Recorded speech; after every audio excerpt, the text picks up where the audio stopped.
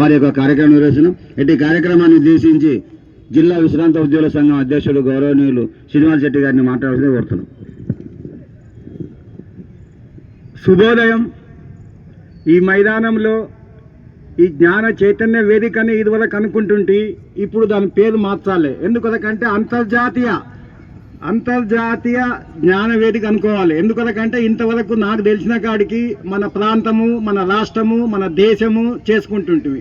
ఇప్పుడు విదేశాలను కూడా చేస్తున్నాం. అందుకొరకు అంతర్జాతీయ జ్ఞాన చైతన్య వేదిక అని అనుకుంటున్నా. నెల్సన్ మండేలా అంటే ఏమన్నట్టు, మండే అంటే ఎప్పుడైతే నీకు కోపం వస్తుందో, ఆ కోపం అని కాదు, అన్యాయం జరిగితే మనతో మండుతుంది కదా, ఆ విధంగా ఆయనకు ఆ విధంగా సార్థక నామధేయుడు. అయితే నల్ల సూర్యుడు అని ఉండి సౌత్ ఆఫ్రికాలకు చాలా పోరాడిండు. ఇప్పుడు అందరూ ఏమే కానీ కార్ నెంబర్లు కావాలంటే 9 తీసుకుంటారు. ఆయన 27 ఏళ్ళు జైలు ఎందుకున్నాడు? 9 లెక్క 2 7 9 అయింది. ఆ విధంగా సక్సెస్ అయిందని నేను అనుకుంటున్నా, వ్యక్తిగత అభిప్రాయం అది. ఇంకొకటి ఏంటంటే, ఇంత ముందుకు మనం ఇక్కడ రంగు రుచి వాసన అంటారు కదా, నల్ల జాతి తెల్ల జాతి కాదు, మొత్తం గుణాలు కావాలి.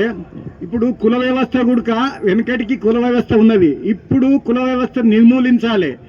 కుల వ్యవస్థ నిర్మూలిస్తే కానీ మనం ప్రగతి సాధన అవుతుంది. ఇప్పటికి కూడా ఇంకా రిజర్వేషను కులము అనుకోకుండా హిందువులు లేకపోతే భారతీయులు అనేది ఉండాలి. ఆ విధంగా ఉంటేనే కానీ మనం ప్రగతి సాధిస్తాం. ఇంకా రిజర్వేషన్లు అవి ఇవి అనుకుంటే మనం ప్రగతి సాధించలేము. ఆ విధంగా ఈ అవకాశం ఇచ్చినందుకు ధన్యవాదాలు.